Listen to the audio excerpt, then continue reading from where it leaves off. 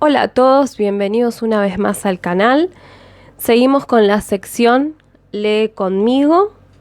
Seguimos con el libro Expediente X, sería la parte 2 del libro Anticuerpos de Kevin J. Anderson.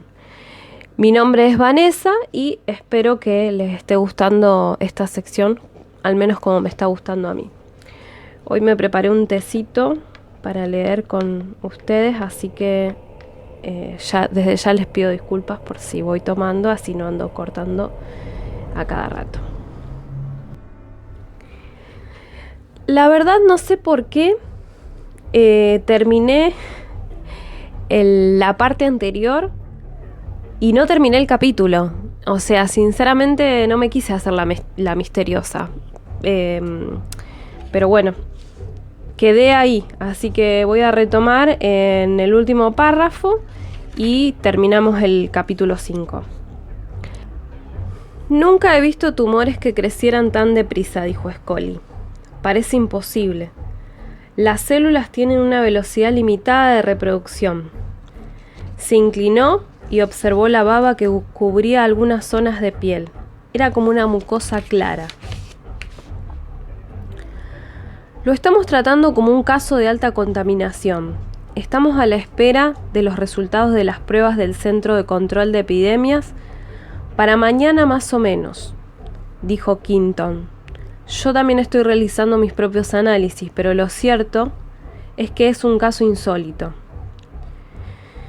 Scully siguió observando el cadáver con el ojo experto de un médico, analizando los síntomas, intentando imaginar la patología.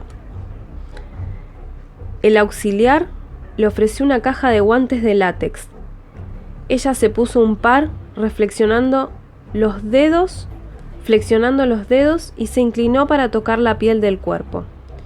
Esperaba que estuviera fría y dura con el rigor mortis, pero la encontró caliente, fresca y flexible.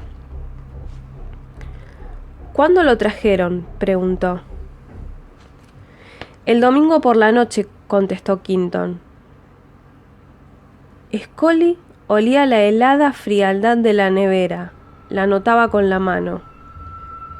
¿Cuál es la temperatura corporal? Todavía está caliente. El forense se acercó con curiosidad y puso la mano enguantada sobre el hombro amoratado del cadáver. Luego se volvió y miró con severidad a su auxiliar. Edmund, ¿se ha vuelto a estropear los refrigeradores? El auxiliar retrocedió como una ardilla asustada, desolado al ver que su mentor le hablaba con tal severidad. Todo funciona bien, señor. Ayer mismo hice que lo revisaran los de mantenimiento. Se acercó precipitadamente a inspeccionar los manómetros. Esto indica que los cajones se mantienen a temperatura constante. Tócalo tú mismo, le espetó el forense. No, señor, balbuceó Edmund. Le creo, llamaré a mantenimiento ahora mismo. Muy bien. Quinton se quitó los guantes y se lavó las manos a conciencia. Scully hizo lo mismo. Espero que los refrigeradores no se nos estropeen otra vez, masculló Quinton. Solo nos faltaba que el cadáver empiece a oler. Scully miró de nuevo el cadáver, intentando imaginar qué podía haberse producido en las misteriosas investigaciones de Dimar. Si había suelto algún virus, tal vez tendrían que enfrentarse a muchos más cuerpos como aquel. ¿Qué sabía Darin Kennedy? ¿O qué había sospechado para huir del laboratorio y esconderse? Vámonos, Mulder, tenemos mucho que hacer. Se secó las manos y se apartó el pelo de la cara. Hay que descubrir en qué estaba trabajando Kennedy. Residencia Kennedy, Tigard, Oregón, martes 12:17 horas. La casa era como cualquier otra de la misma calle. Un edificio construido en los años 70 con junta de aluminio. Zona jardinada con setos, nada que la hiciera resaltar entre las otras casas de clase media de un barrio residencial de las afueras de Portland. No sé por qué esperaba que la casa de un joven y renombrado investigador de cáncer fuera más Impresionante, comentó Mulder. Tal vez una bata blanca de laboratorio envuelta en el buzón, tubos de ensayo flanqueando el camino particular. Los investigadores no son tan ostentosos, no se pasan la vida jugando al golf y viviendo en mansiones. Además, añadió tragando saliva, la familia Kennedy tenía otros tantos gastos bastante elevados. Según los informes obtenidos, la leucemia de Jody Kennedy y el cúmulo de tratamientos de vanguardia a los que se sometió habían devorado sus ahorros. La familia se había visto obligada incluso a pedir una segunda hipoteca sobre la casa. Ambos recorrieron el camino particular hasta la puerta de la casa. Los 2 escalones del porche estaban flanqueados por una barandilla de hierro forjado. Un cacto solitario y saturado de agua parecía fuera de lugar junto al canalón de desagüe del garage. Mulder sacó su cuaderno de notas y Scully se frotó la chaqueta con las manos. El aire era frío y húmedo, pero fueron sus pensamientos los que le provocaron el escalofrío. Después de ver el cadáver del vigilante y los espantosos síntomas de la enfermedad que lo habían matado al instante, Scully sabía que tenía que determinar con exactitud qué había estado investigando David Kennedy en los laboratorios DIMAR. Todos los datos habían quedado destruidos en el incendio. Hasta el momento, Mulder no había podido localizar a ningún responsable del laboratorio. Ni siquiera sabían quién supervisaba los fondos que el gobierno federal destinaba a DIMAR.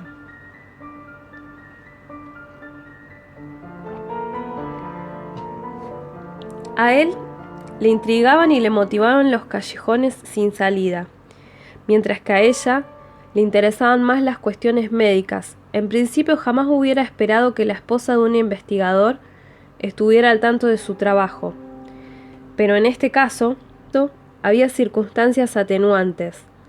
Ambos habían decidido que el siguiente paso sería hablar con Patrice, la viuda de Kennedy, una mujer inteligente por derecho propio. Scully también quería ver a Jody. Mulder miró la casa. La puerta del garage estaba cerrada, las cortinas echadas. Todo estaba silencioso y oscuro. En el camino particular yacía el dominical del Portland Oregonian, metido en su envoltura de plástico sin tocar, y era martes. Cuando su compañero fue a llamar el timbre, Scully advirtió la madera astillada en torno al tirador. Mulder se inclinó a inspeccionar la cerradura. Estaba forzada. Se veía la madera rota de la puerta y la jamba. Alguien había colocado toscamente los fragmentos en su sitio para engañar a los transeúntes de la calle. Él llamó a la puerta. «¡Hola!», gritó. Ella pisó el parterre para asomarse a la ventana. A través de una rendija en las cortinas vio los muebles volcados del salón y varios escombros en el suelo. «Mulder, tenemos causa de sobra para entrar en la casa». Él empujó la puerta, que se abrió con facilidad. «Agentes federales». La casa de los Kennedy respondió con un hueco eco en sus palabras. Los dos entraron al recibidor. Acabo de golpear el micrófono. Los dos entraron al recibidor y se detuvieron a la vez para contemplar el desaguisado. «Muy sutil», comentó Mulder. La casa había sido registrada a fondo. Los muebles estaban volcados, los cojines rasgados con el relleno fuera. Habían arrancado los zócalos de las paredes y la moqueta del suelo. Armarios y cajones aparecían abiertos, las estanterías tiradas y el suelo estaba cubierto de libros y objetos. «No creo que vayamos a encontrar a nadie aquí», dijo Scully. «Lo que hay que buscar es una asistenta». De todas formas miraron en las habitaciones. Scully cavilaba sobre las razones de todo aquello. Tal vez se tratara del violento grupo de protesta que, no contento con haber matado a David Kennedy y Jeremy Dorman, no contento con incendiar todo el laboratorio de DIMAR, ¿Había atacado también a la familia Kennedy? ¿Estaban Patrice y Jody en casa cuando se produjo el ataque? Scully temía encontrar sus cadáveres en el trastero, amordazados y maltratados, o tal vez se habían limitado a pegarles un tiro allí donde se encontrasen, pero la casa estaba vacía. Hay que llamar a los técnicos para que busquen restos de sangre, comentó. Habrá que cerrar la zona y que venga un equipo inmediatamente. En la habitación de Jody habían roto las paredes a golpes, presumiblemente para buscar entre los travesaños. La cama estaba volcada y el colchón sin sábanas ni funda. Esto no tiene ningún sentido, dijo Scully. Muy violento y muy exhaustivo. Mulder cogió una maqueta aplastada de una nave alienígena de Independence Day.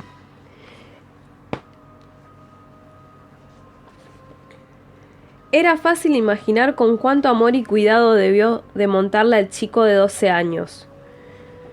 Como el ataque a los laboratorios de Imar fue hace casi 2 semanas, comentó. Se agachó para recoger un trozo de yeso y se puso a darle vueltas entre los dedos. Scully cogió la maqueta de un avión de guerra que debía de haber colgado del techo con un hilo de nylon y que ahora yacía rota en el suelo. El fuselaje estaba partido como si alguien hubiera querido mirar dentro, buscando algo. Pensó en el drama del muchacho sobre cuyo cuerpo devastado por el cáncer pesaba una sentencia de muerte. El muchacho ya había sufrido bastante para soportar además lo que hubiera pasado allí. Scully entró en la cocina y advirtió los vasos rotos en el suelo y sobre el mostrador de formica. Era imposible que los asaltantes hubieran estado buscando algo dentro de la cristalería. Aquello era puro vandalismo. Mulder se agachó junto a la nevera para mirar un plato de plástico naranja. Era el plato del perro. Lo cogió y vio el nombre, Vader, escrito con rotulador en la parte frontal. El plato estaba vacío, con algunos restos secos de comida. Mira esto, si alguna banda ha tratado de secuestrar a Patrice y Jody Kennedy, ¿dónde está el perro? Scully frunció el ceño. Tal vez esté con ellos. Miró en torno a la cocina y tragó saliva. Parece que la investigación se complica. Capítulo 7. Cordillera Litoral de Oregón. Martes 14:05 horas. Nadie los encontraría en aquella cabaña aislada en los desiertos inexplorados de las montañas de Oregón. Nadie los ayudaría. Nadie acudiría a rescatarlos. Patrice y Jody Kennedy estaban solos, intentando desesperadamente mantener un atisbo de normalidad en sus vidas, aferrándose a la cotidianidad con uñas y dientes. Sin embargo, para Patrice, aquello no daba resultado. Vivía un día tras otro con el temor, dando brincos ante cada sombra, ocultándose de ruidos misteriosos. Pero no tenían otra opción para sobrevivir, y Patrice estaba decidida a que su hijo sobreviviera. Se acercó a la ventana de la pequeña cabaña y apartó las cortinas de algodón para ver a Jody, que botaba una pelota de tenis contra la pared, totalmente a la vista, pero a una cierta distancia del denso bosque que bordeaba la hondonada. Cada impacto de la pelota sonaba como un disparo. Durante un tiempo, aquel entorno aislado y solitario había constituido una valiosa posesión. Ella misma la había diseñado para Jeremy Dorman, el compañero de investigación de su marido. En las pronunciadas pendientes aparecían francas desiertas. Allí, donde los equipos de tala habían arrancado hectáreas y más hectáreas de árboles, dejando algunos rectángulos cubiertos de matojos como costras en las laderas de las montañas. Aquella cabaña iba a ser un refugio privado, un cobijo para descansar en soledad, pero ahora la soledad era como una fortaleza en torno a ellos. Nadie sabía dónde estaban, nadie los encontraría jamás. Un pequeño aeroplano de 2 motores pasó zumbando apenas visible en el cielo. El ruido se desvaneció junto con el avión. Patrice se encontraba cada día al borde de pánico y la parálisis. Jody se mostraba tan valiente que su madre se conmovía cada vez que lo pensaba. El muchacho había sufrido demasiado, la persecución, el ataque y antes de eso el diagnóstico del médico, cáncer terminal, leucemia, muy poco tiempo de vida. Era como si la guillotina se precipitara sobre su cuello. Tras el diagnóstico inicial de leucemia, ¿con qué otra amenaza podrían intimidarlo los oscuros conspiradores? ¿Qué podía ser peor que el diablo que albergaba el cuerpo de 12 años de Jody? La pelota rebotó en la pared y cayó entre las altas hierbas. Jody fue tras ella en un vano intento de entretenerse. Patrice se acercó al borde de la ventana para no perderlo de vista. Desde el incendio y el ataque, Patrice procuraba por todos los medios tenerle siempre bajo control. El chico parecía ahora mucho más sano. Patrice no se atrevía a esperar que siguiera mejorando. Debería estar en el hospital, pero no podía llevarlo. Jody volvió a lanzar la pelota sin muchas ganas y luego salió corriendo tras ella. Había pasado un importante punto de transición. Su situación crítica se había hecho habitual al cabo de una semana y media y el aburrimiento había superado el miedo. Parecía tan joven, tan despreocupado, incluso después de todo lo sucedido. Los 12 años deberían haber sido para él una edad mágica, al borde de la adolescencia, cuando los problemas de la pubertad cobran una importancia vital. Pero Jody no era un chico normal. Todavía estaba pendiente la sentencia sobre su vida.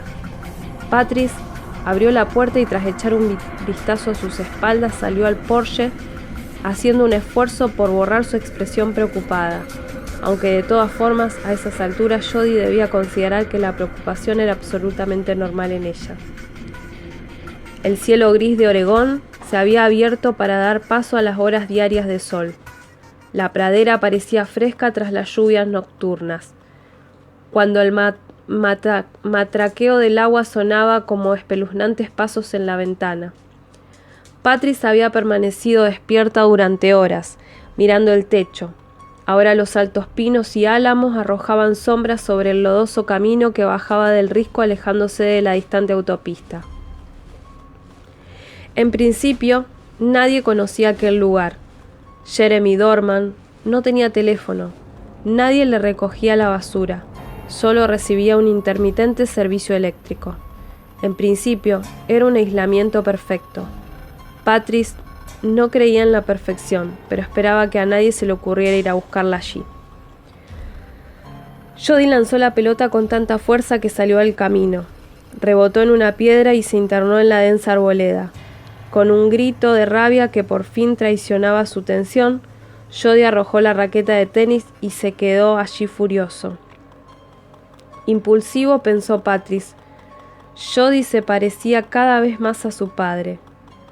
«¡Hey, Jody!», le llamó, disimulando el tono de reproche. Él cogió la raqueta y echó a andar despacio hacia ella, con la vista gacha. Llevaba todo el día inquieto y de mal humor. «¿Qué te pasa?».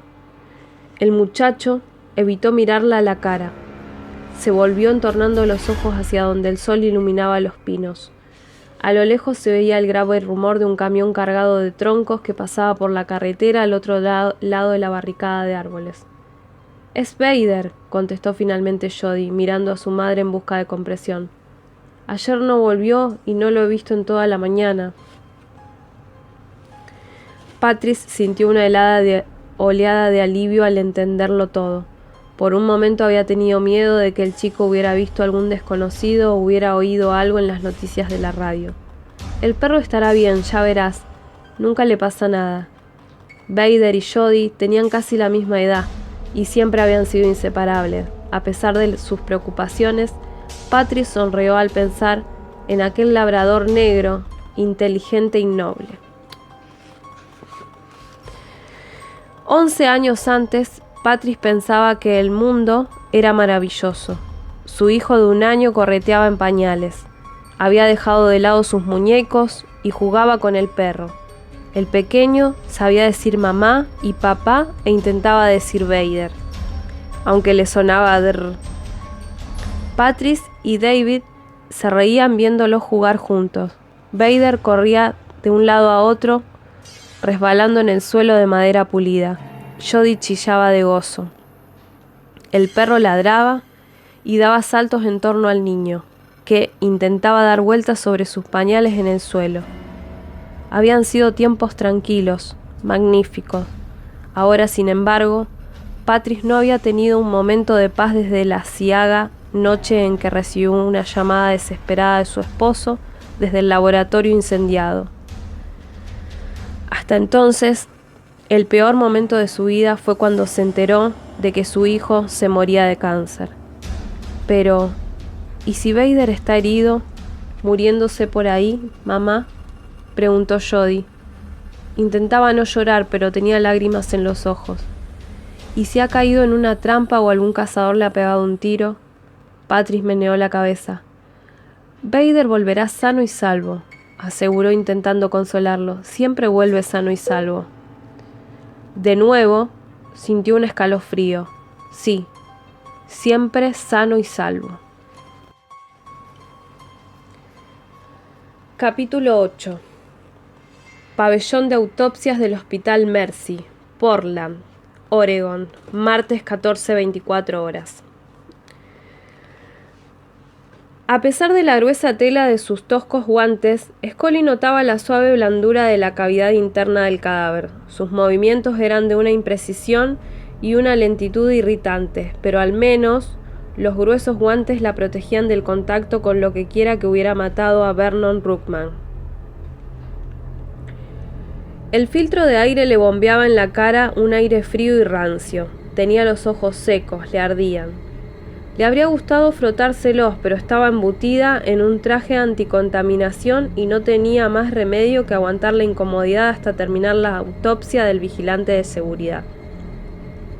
Sobre una mesa yacía su grabadora que, activada por la voz, esperaba que narrara en detalle lo que estaba viendo. No era, sin embargo, una autopsia típica. Solo a primera vista se detectaban docenas de sorprendentes anomalías físicas, y los horrendos síntomas se iban haciendo más misteriosos a medida que Scully procedía con su inspección. Aún así, había una razón para establecer el procedimiento post-mortem paso a paso. Scully recordaba haberlo enseñado a otros estudiantes en cuántico durante el breve periodo en que los expedientes X habían permanecido cerrados y Mulder y ella estuvieron separados. Algunos de sus estudiantes habían completado la instrucción en la academia del FBI y se habían convertido en agentes especiales como ella misma. Pero Scully dudaba que ninguno de ellos hubiera tenido que enfrentarse a un caso como aquel. En aquellos momentos, la única forma de mantener la mente clara y despierta era agarrarse a los procedimientos de rutina. Primer paso. Examen, dijo en voz alta. La luz roja de la grabadora parpadeó. Scully siguió hablando con tono normal, apagado por la pantalla de plástico que le cubría la cara. Nombre del sujeto, Vernon Ruckman. Edad, 32 años. Peso, unos 80 kilos. La condición física externa es buena en general. Parece haber disfrutado de buena salud hasta el ataque de la enfermedad. Scully miró la piel manchada, las oscuras marcas rojas como de sangre estancada y coagulada bajo la epidermis. El hombre tenía el rostro paralizado en una mueca de agonía, con los labios retraídos sobre los dientes. Por suerte, los que encontraron el cadáver y el médico forense establecieron de inmediato el protocolo de cuarentena. Nadie ha tocado el cadáver con las manos desnudas. Sospecho que la enfermedad, sea cual sea, puede ser excesivamente virulenta. Los síntomas externos, las manchas, los abultamientos bajo la piel, me recuerdan la peste bubónica, pero la peste negra que asoló los centros de población en Europa en la Edad Media y mató a 9/10 partes de la población actuaba, incluso, en una forma neumónica más letal, en el curso de varios días o incluso una semana. Este hombre parece haber muerto casi al instante. No conozco ninguna enfermedad tan letal, salvo alguna toxina que actúe directamente sobre el sistema nervioso. Scully tocó los brazos de Ruckman. La piel colgaba como pliegues de tela plástica. La epidermis muestra un desprendimiento sustancial, como si el tejido conjuntivo de los músculos hubiera quedado destruido. En cuanto a la fibra muscular, apretó con los dedos la piel del cuerpo y sintió una blandura inusual. La fibra muscular parece disociada, con un tacto casi harinoso. Parte de la piel se desgarró y Scully retrocedió sorprendida. Un líquido claro y blanquecino resumaba de la herida. La gente lo tocó de mala gana. Era una sustancia densa, pegajosa, con la textura de la miel. De la piel brota una extraña mucosa. Parece haberse encharcado dentro del tejido subcutáneo. Mis manipulaciones la han liberado. Juntó los dedos. La sustancia se quedó pegada a ellos y luego volvió a gotear sobre el cadáver. No entiendo nada, admitió a la grabadora. Probablemente borraría luego esa línea en el informe. Procediendo con la cavidad corporal, prosiguió. Acerca una bandeja de acero inoxidable en la que yacían sierras, escalpelos, espátulas y forceps. Cogió el escalpelo con cuidado de no desgarrar la tela de los guantes y cortó la piel del pecho. Luego abrió las costillas con una tenaza. Era un trabajo duro. El sudor le perlaba la frente y las cejas. Metió luego las manos en la húmeda cavidad del pecho abierto, tanteando con los dedos enguantados, y comenzó a hacer inventario. Fue quitando y pesando los pulmones, el hígado, el corazón, los intestinos. Es difícil reconocer los órganos individualmente, debido a la abundante presencia de tumores. Está infestado. En los órganos y en torno a ellos se extendían los bultos y tumores que se movían y se agitaban, deslizándose con una desagradable apariencia de gusanos viperinos e insidiosos. Pero en un cuerpo tan destruido, tan dañado como aquel, sin duda el simple proceso de la autopsia podía causar una reacción fuerte. Por no mencionar la posibilidad de contracciones debidas a las variaciones de temperatura del refrigerador del depósito en aquella sala caldeada. Entre los órganos, Scully encontró grandes bolsas de mucosa. Dentro, debajo de los pulmones, descubrió un gran nódulo de aquel moco pegajoso, como una especie de almacén biológico. La agente cogió una muestra del fluido y la selló con un contenedor de alto riesgo. Tal vez los especialistas en agentes patógenos hubieran visto antes algo similar. Mi primera conclusión, que todavía es pura especulación, prosiguió Scully, es que la investigación biológica que realizaba el Dr. Kennedy en los laboratorios DIMAR pudo haber producido algún tipo de organismo patógeno. No hemos podido revelar del todo sus experimentos o sus técnicas, de modo que no puedo constatar conjeturas más detalladas. Se quedó mirando inquieta el cadáver abierto de Ruckman. La grabadora esperaba de nuevo su voz. Si la situación era tan mala como Scully temía, necesitarían mucha más ayuda de la que Mulder o ella pudieran ofrecer.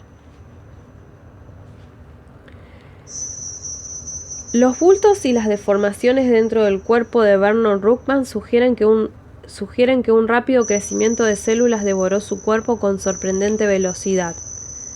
El Dr. Kennedy trabajaba en la investigación sobre el cáncer.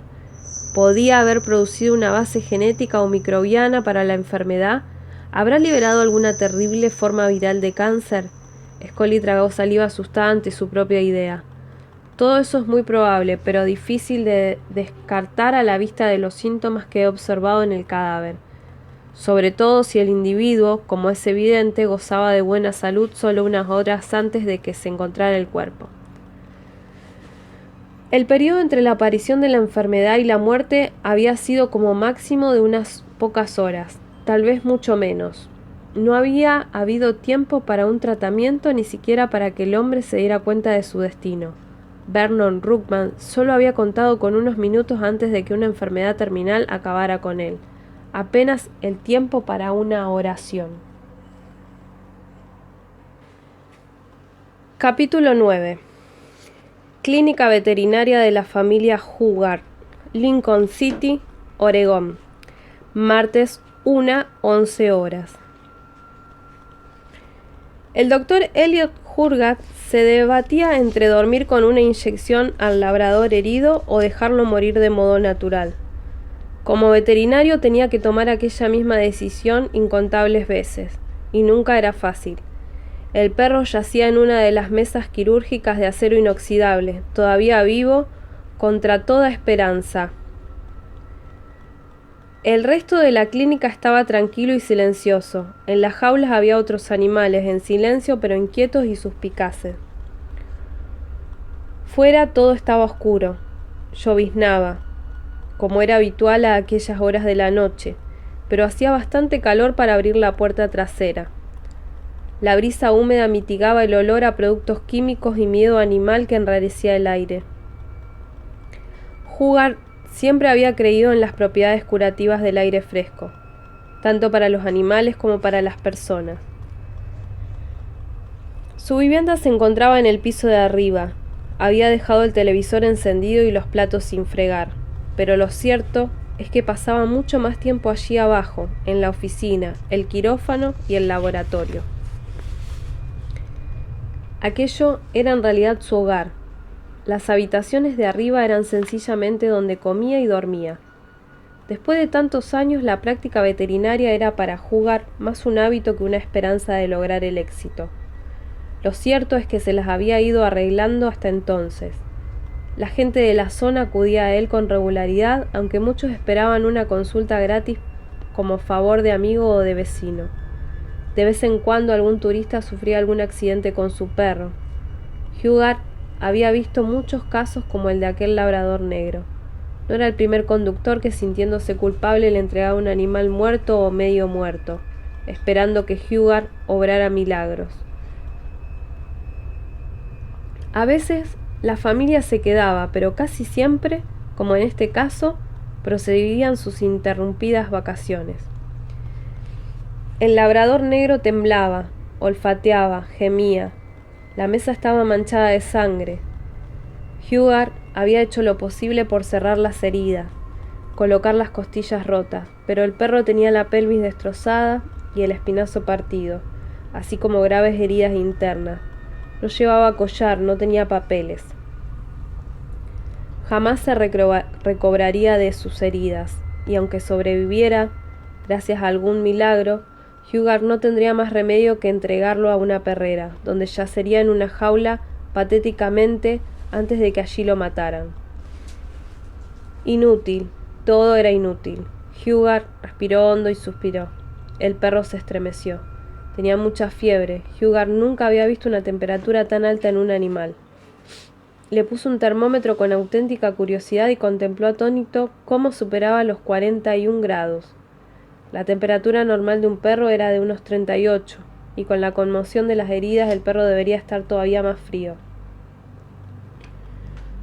Tomó una muestra de sangre de rutina y luego buscó con diligencia alguna otra señal de enfermedad, alguna causa de la fiebre que hacía hervir su cuerpo como un horno.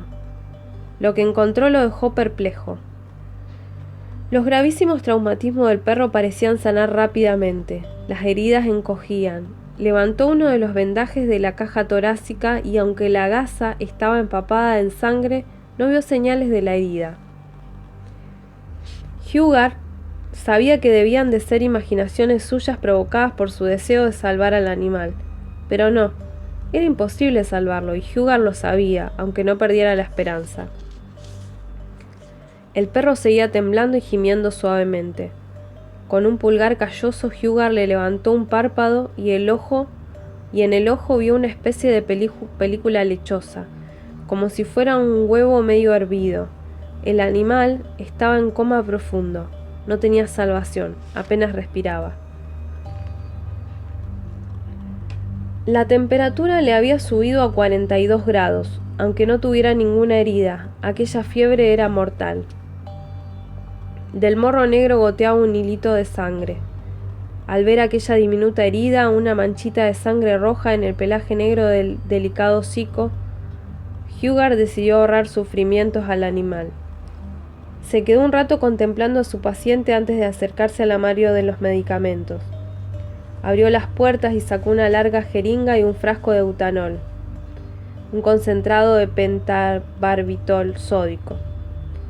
El perro pesaba entre 25 y 35 kilos, y la dosis sugerida era de 1 centímetro cúbico por cada 5 kilos más un pequeño extra.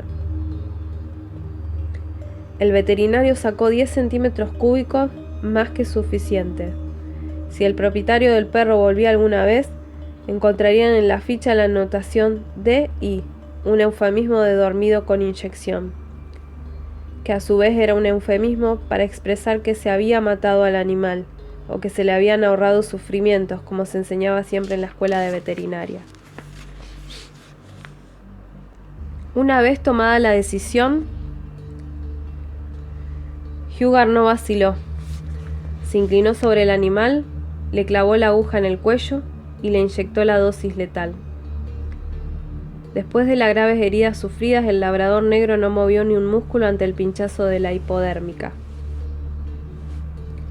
Una brisa fresca y húmeda entraba por la puerta medio abierta, pero el perro seguía caliente y febril. Hughard tiró la jeringa usada con un hondo suspiro. «Lo siento, muchacho», dijo. «Ve a perseguir conejos en sueños, a un lugar donde ya no tendrás que tener cuidado con los coches». La inyección no tardaría en hacer efecto. El perro dejaría de respirar y finalmente su corazón se detendría. Era un proceso irrevocable pero apacible. Hughard llevó la muestra de sangre a un rincón del laboratorio en la sala adyacente. La alta temperatura del animal lo tenía perplejo. Jamás había visto un caso así. Muy a menudo los animales sufrían una conmoción si sobrevivían al trauma de ser atropellados por un vehículo, pero una fiebre tan alta no era normal. La sala trasera estaba perfectamente organizada, según un sistema que el veterinario había desarrollado a lo largo de los años. Aunque un observador no avesado no vería allí más que desorden. Hughard encendió la luz del techo y sobre la mesa de formica colocó una muestra de sangre en un cristal de microscopio.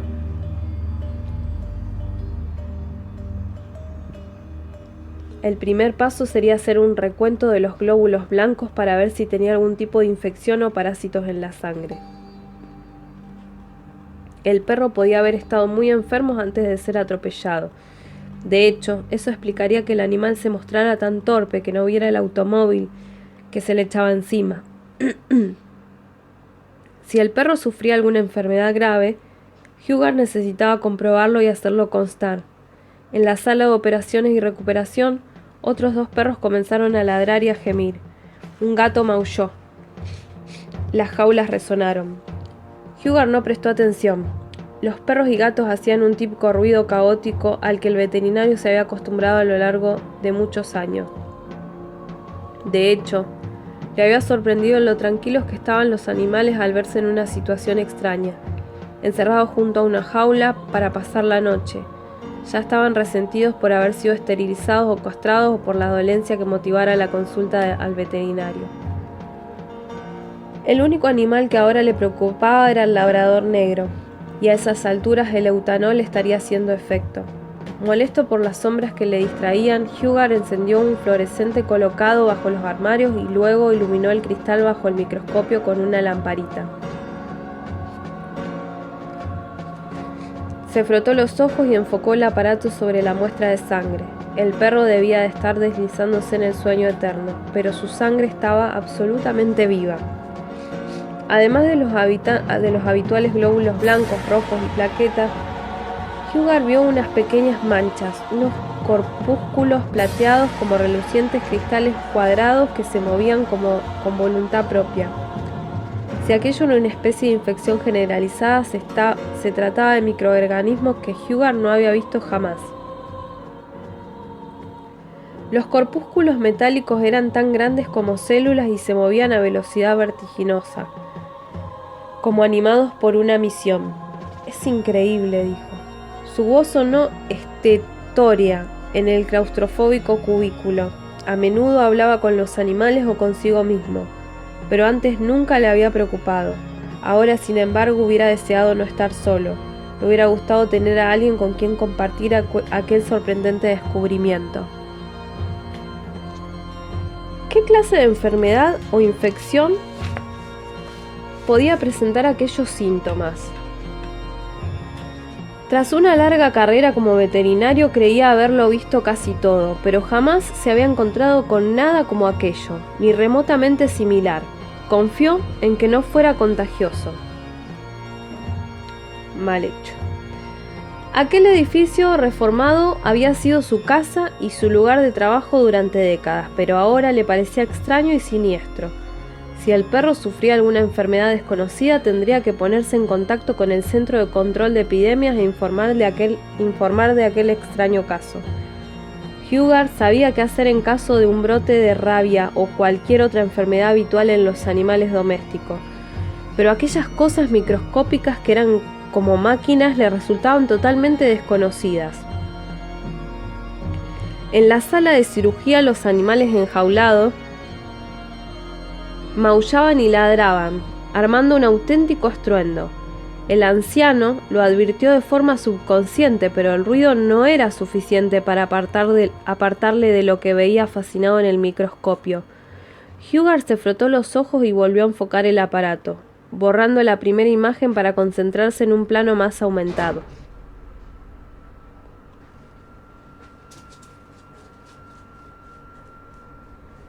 Las máquinas seguían allí, como células en movimiento. El veterinario tragó saliva. Tenía la garganta seca. ¿Qué debía hacer ahora?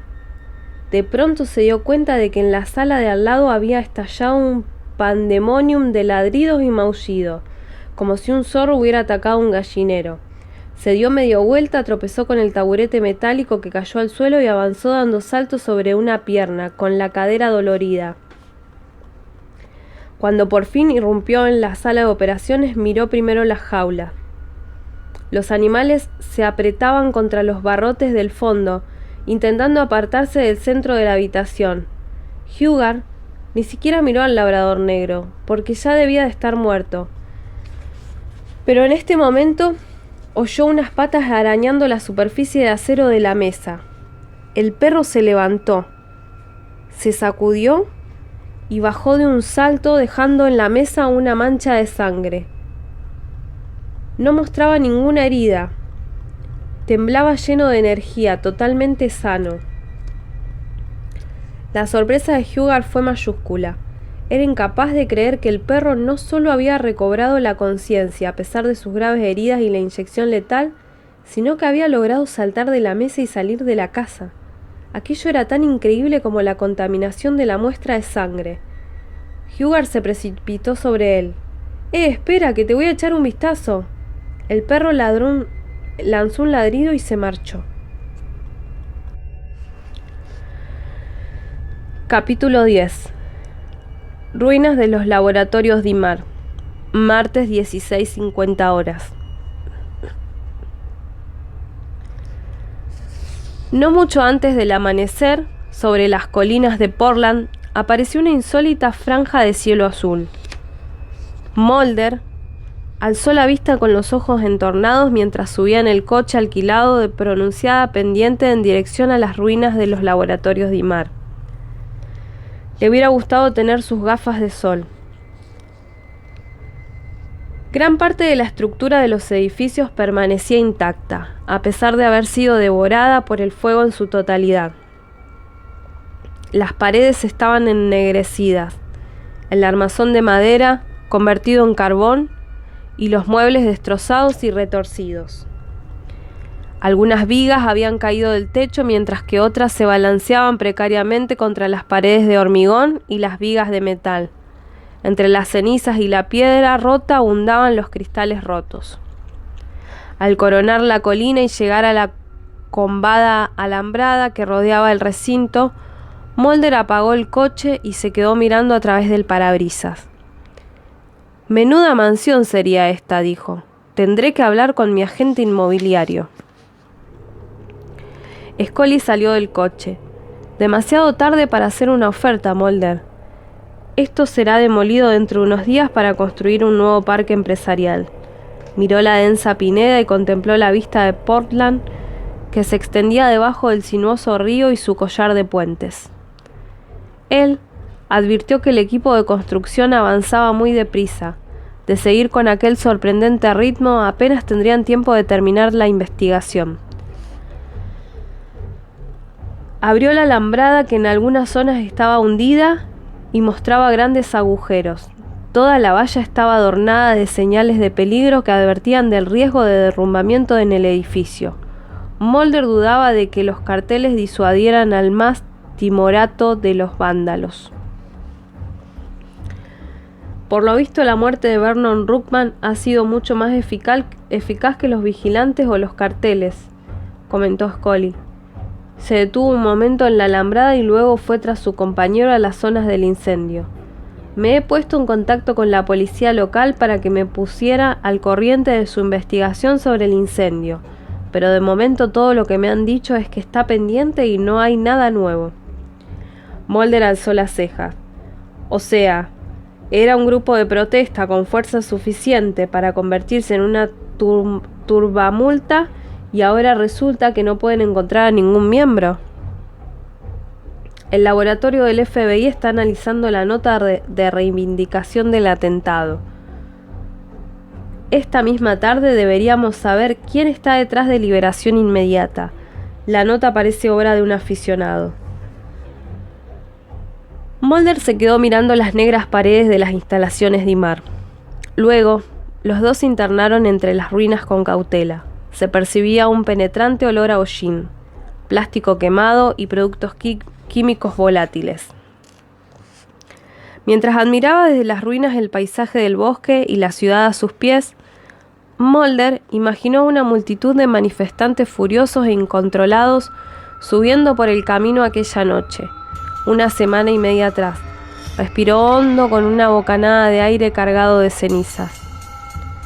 Uno se imagina una multitud de campesinos portando antorchas, ¿verdad, Scully?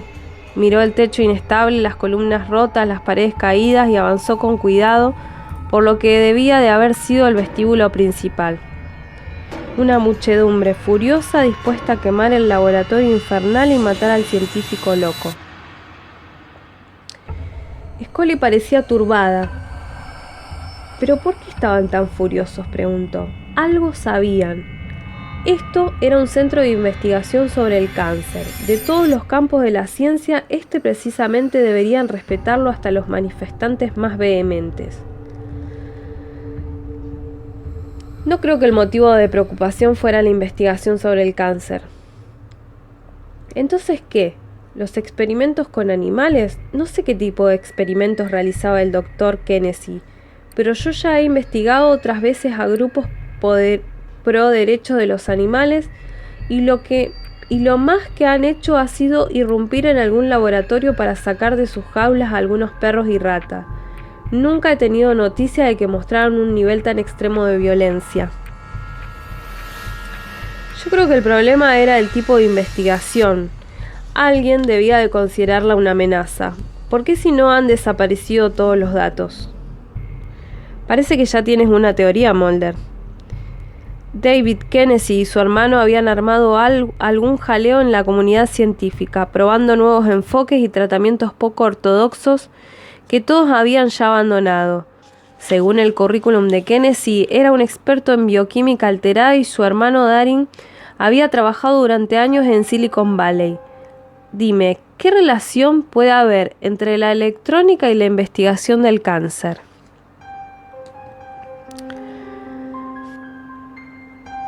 Scully no dijo nada. Seguía buscando el lugar donde habían encontrado al vigilante. Vio la sección acordonada y se quedó mirando la silueta del cuerpo todavía marcada entre las cenizas. Mulder, mientras tanto, apartó una hoja de metal retorcido y tropezó con unas cajas de caudales con la puerta abierta de par en par. Scully, ¿hay algo adentro?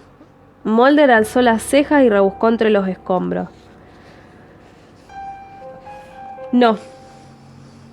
Está vacía, el interior está seco pero no quemado. Miró a su compañera. Era evidente que pensaba lo mismo que él. Alguien había abierto la caja después del incendio, no antes. Esa noche hubo aquí alguien más, alguien que buscaba los contenidos de esta caja. Por eso vino aquí el vigilante. Debió de ver a alguien. Scully arrugó la frente. Sí, eso explicaría su presencia aquí, pero no nos dice qué le mató. No le dispararon ni le estrangularon, ni siquiera sabemos si llegó a encontrarse con el intruso. Pero es posible, incluso probable, dijo Mulder. Ella le miró con curiosidad. De modo que esa persona se llevó todos los datos que necesitamos, ¿no? Venga, Scully, la mayoría de la información sobre la investigación de Kennedy estaba archivada y clasificada fuera de aquí. No podemos ponerle la mano encima. Es posible que aquí hubiera también alguna prueba, pero ahora ha desaparecido, y hay un vigilante muerto. Mulder, ese hombre murió por alguna enfermedad. Murió por algún tipo de agente tóxico que no sabemos de dónde salió.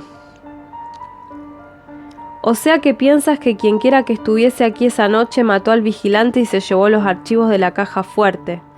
Mulder ladeó la cabeza. A menos que otra persona se los hubiera llevado antes. Scully apretó los labios. Rodearon un muro quemado, pasaron agachados bajo una viga caída y se internaron en el edificio. Lo que quedaba de la zona del laboratorio era un peligroso laberinto negro e inestable. Parte del suelo se había derrumbado sobre el sótano y las cámaras de almacenaje. La parte que quedaba intacta crujía bajo sus pies, muy debilitada después del incendio. Mulder cogió un cristal. El calor lo había doblado y limado con sus afiladas aristas. Yo creo que cuando su hermano abandonó el trabajo, Kennedy estaba muy cerca de algún resultado espectacular y estaba dispuesto a violar algunas reglas debido al estado de su hijo. Alguien descubrió su trabajo e intentó impedir que emprendiera acciones precipitadas. Sospecho que este movimiento espontáneo de protesta de un grupo del que nadie ha oído hablar era un violento esfuerzo por silenciar al Dr. Kennedy y eliminar todos los progresos que había logrado. Scully se apartó el pelo de la cara, dejándose una manchita de hollín en la mejilla. Parecía muy cansada. Tú ves conspiraciones por todas partes. Él tendió la mano para limpiarle el tiznón. Sí, pero a veces tengo razón, y en este caso ya ha costado la vida de 2 personas, tal vez más.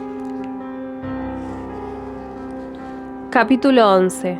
Bajo el puente Burnside, Portland, Oregón, martes 23:21 horas. Intentó ocultarse y dormir, pero no hacía más que debatirse entre una espantosa sucesión de pesadillas. Jeremy Dorman no sabía si estaban provocadas por el enjambre de invasores microscópicos que en su cabeza interferían en su proceso de pensamiento o si eran resultado de su conciencia culpable. Empapado, embutido en harapos que no le quedaban bien, se acurrucó bajo el refugio que le ofrecía el puente Burnside en la orilla húmeda y llena de basura del río Willamette. El agua lodosa, color verde y azul, fluía tranquila. Años atrás, la ciudad de Portland había limpiado el River Park, convirtiéndolo en una zona agradable, bien iluminada y bonita para que los ejecutivos hicieran deporte y los turistas se sentaran en los bancos de cemento a contemplar el río. Las parejas de jóvenes escuchaban a los músicos callejeros mientras daban sorbitos a sus cócteles de lujo. Pero no a aquellas horas de la noche. Ahora casi todos se encontraban cómodamente en sus casas, sin pensar en la noche fría y solitaria del exterior. Dorman escuchó el chapaleo de las aguas tranquilas contra las rocas en torno a los pilares del puente. El agua parecía cálida, viva, pero la bruma fría tenía una textura de metal helado. Dorman se estremeció. En la estructura del puente anidaban las palomas, que se agitaban y gorjeaban. Más lejos se oía el mantraqueo de algún vagabundo escarbando en los cubos de basura en busca de latas o botellas reciclables. Contra las papeleras verdes se apilaban algunas bolsas marrones de papel con botellas vacías de vino barato. Dorman se acurrucó en las sombras, dolorido de cuerpo y mente, combatiendo un espasmo de su cuerpo rebelde. Rodó un charco de barro y se manchó toda la espalda, pero ni siquiera se dio cuenta. Un pesado camión pasó por el puente con el ruido de una explosión apagada. Como la explosión en Dimar recordaba vívidamente esa noche, la última noche, la oscuridad, el fuego, los gritos, las explosiones. Violentos asesinos sin cara, sin nombre, unidos por alguien que manejaba los hilos en las sombras. Debió de quedarse dormido o se vio de algún modo transportado en el tiempo. Su memoria se avivaba a modo de cruel e insólito castigo, tal vez por la acción de los nanocritters. No me siento nada seguro con una alambrada y un par de vigilantes contratados, le había dicho a David Kennedy.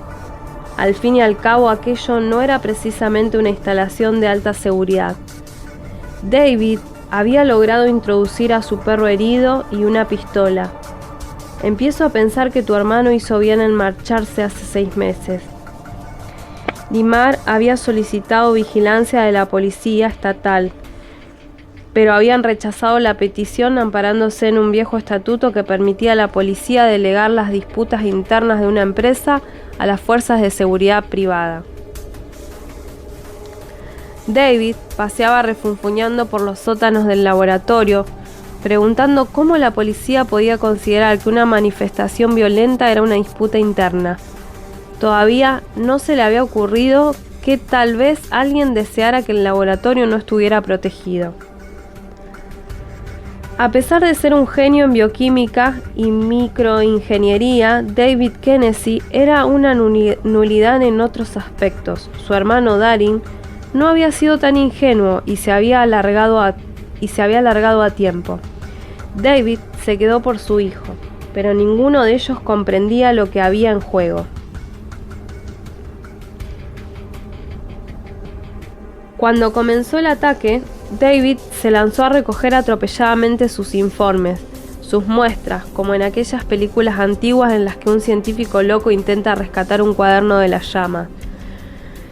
Pero Kennedy parecía más irritado que asustado. Apartó de una patada unos lápices del suelo y con su voz de «seamos razonables» dijo: «Siempre hay algún fanático que intenta detener el progreso, pero el progreso es imparable, ya no hay quien eche atrás esta nueva tecnología», e hizo un sonido grosero con los labios. Sinceramente, la manufactura biológica y la nanoingeniería llevaban ya años progresando a notable velocidad. Los ingenieros genéticos empleaban la maquinaria del ADN de cierta bacteria para producir insulina artificial. Una corporación de Siracusa, Nueva York, había patentado técnicas para almacenar e interpretar datos en cubos hechos de bacteriodospin, una proteína genéticamente alterada. Había muchísima gente trabajando en muchos aspectos diferentes del problema. David tenía razón, la tecnología no puede retroceder. Pero Dorman sabía que algunos miembros del gobierno pretendían hacer justamente eso.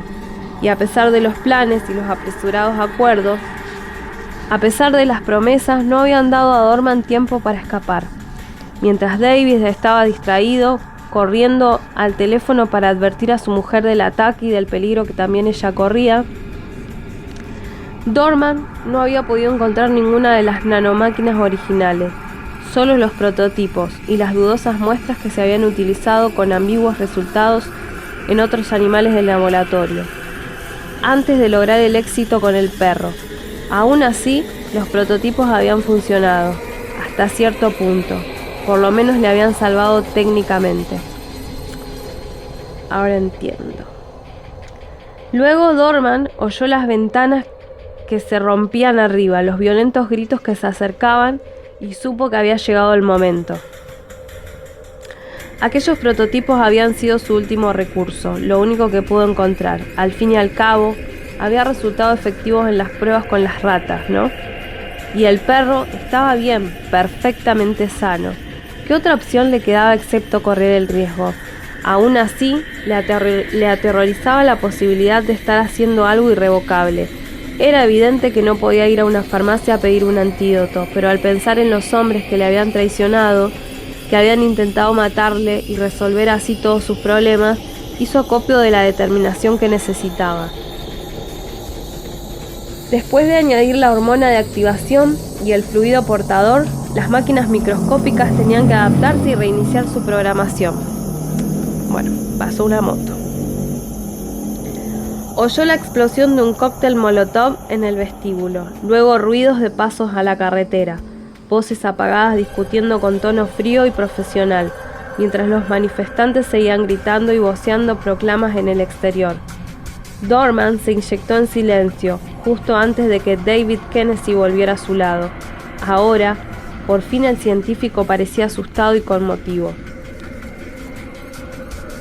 4 de los disparos le alcanzaron en el pecho, arrojándolo contra las mesas del laboratorio. Luego, el edificio de Imar estalló en llamas mucho más deprisa de lo que Jeremy Dorman podía haber imaginado. Intentó escapar, pero las paredes ardían y el fuego le cercaba. La onda expansiva de otra explosión lo lanzó contra una de las paredes de hormigón del sótano. La escalera ennegreció ante sus ojos y se convirtió en un lanzallamas que le abrazaba la piel. Dorman, traicionado, gritó de rabia. Ahora despertó gritando debajo del puente. El eco de sus alaridos reverberaba en el agua y rebotaba en el río y en las piedras del puente. Dorman se levantó. Los ojos se le habían acostumbrado a la penumbra de las farolas y la luna que se filtraba entre las nubes. El cuerpo se le agitaba en convulsiones. Notaba los bultos moviéndose dentro de él, bullendo, asumiendo vida propia. Apretó los dientes y presionó los codos contra las costillas, intentando recuperar el control. Respiraba pesadamente por la nariz. El aire era frío y metálico, cargado con el recuerdo de la sangre.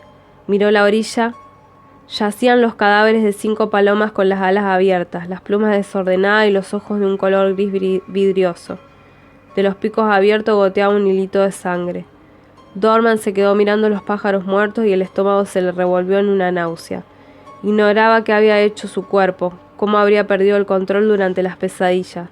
Solo los pájaros lo sabían. Una última pluma gris cayó en silencio en el suelo. Dorman subió a trompicones hacia la carretera. Tenía que salir de Portland. Tenía que encontrar a su presa antes de que fuera tarde para todos.